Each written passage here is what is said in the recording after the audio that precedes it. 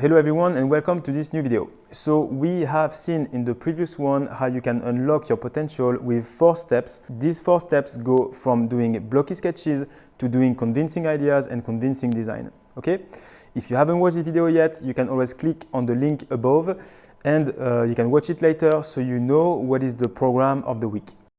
So today we'll focus on 2 things, style and fluidity. So how can you create quick sketches without thinking, and how can you bring dynamism and develop your own style inside your sketches. So for this, let me introduce you to Zain. Zain is one of the members of the courses of Le Manouche. He is a young designer from the US and this is what he used to do. So when you look at his sketch, he used to be in the first step, which is still a bit blocky, no fluidity, and he still struggled to find his own style. And most importantly, his sketches were limiting his creativity. This means that he could not place on paper the ideas that he had in his mind. You are limited by what you can do rather than what you actually want to do.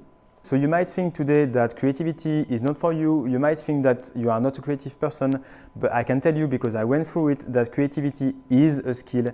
That's why I'm starting these videos, so you can understand how to do and you can really unlock your potential. And if you think that it is not true, just check out the sketches of Zain that he does today and you will see that now he has the ability to sketch and explore his ideas and be free in his creative process. This is what Zain was doing before, this is what Zain can do today. You see the difference? He can simply fill entire walls of ideas when he was just doing blocky sketches a few weeks or a few months before. Okay, so now let's have a look at one of the feedback which I gave to him last time so you can learn a few tips, especially if you can identify yourself to what he used to do. At least you understand that to go from here to here, you need to first apply the 3 tones. Very important. Your sketches will not have volume if you don't have the 3 tones. And then you need to go step by step, 1, 2, 3, 4, 5, following this step. And trust that your sketch will get better and better as it goes. If you go back 2 minutes before in this video, and when we were only at the shading, it was not really amazing. And now you see how much things we've been adding on top that makes it like look different and pop up and really much more interesting. And then once you have this, and that this is not anymore a problem, and you can really be flexible in sketching whatever you want, then you will have all the time to design. Because I focus on the sketching here, but for me, what is important is the design. So that's why when I see, for example, your little thing here, I think this is great. These are the things that you should add more. And then you can zoom on it. You can say, okay, this is here, I have my stuff here, and then I have my little tweak.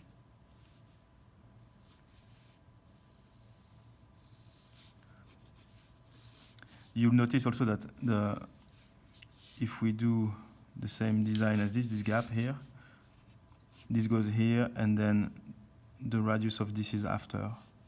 So that's what will come, and that's what will start creating construction and quality.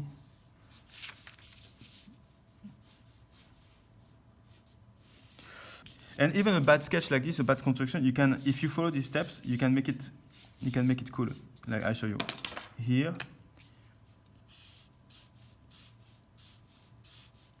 Black shadow. The black shadow will help to clean everything. So you see the bad construction that I had is not anymore visible.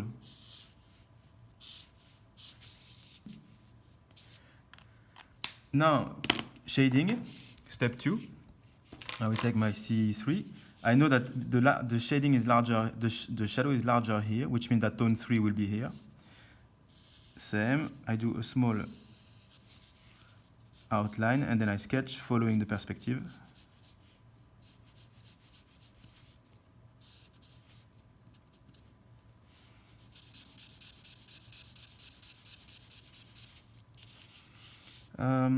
What else? Tone 2, let's put tone 2 somewhere.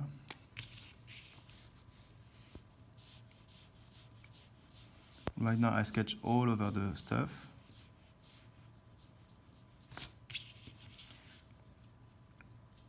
So I have my tone 2, put a little bit of shadow here. Okay, I need to, the inside here will have a bit more shadow, projected shadows here. So I indicate to the reader that this is inside. It has a bit more shadow.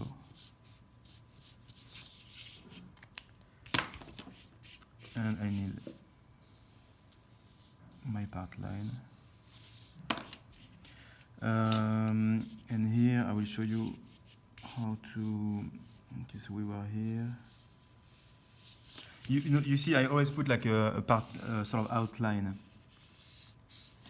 And now the mistakes I told you not to cross, then I will show you how to fix it. So you basically cut out the elements that you want to sketch, which are in the same directions. And here, okay, this one will be easy.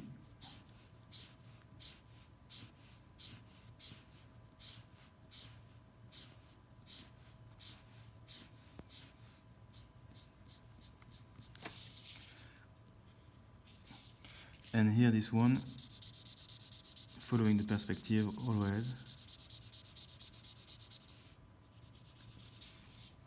Okay, so now you see you have something quite clean. So you see the dirty construction that I did in 2 seconds starts to have life because I keep adding these steps. Now more contrast here.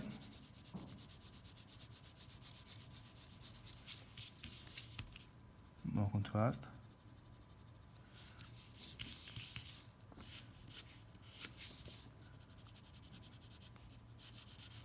Projected shadows. I think this one, if you understand what I mean, that's good, but don't worry too much. We'll have time to see later how to do this. And then I will reinforce my part line a little bit, and then come with the white pen and add the last touch, wherever it needs to be.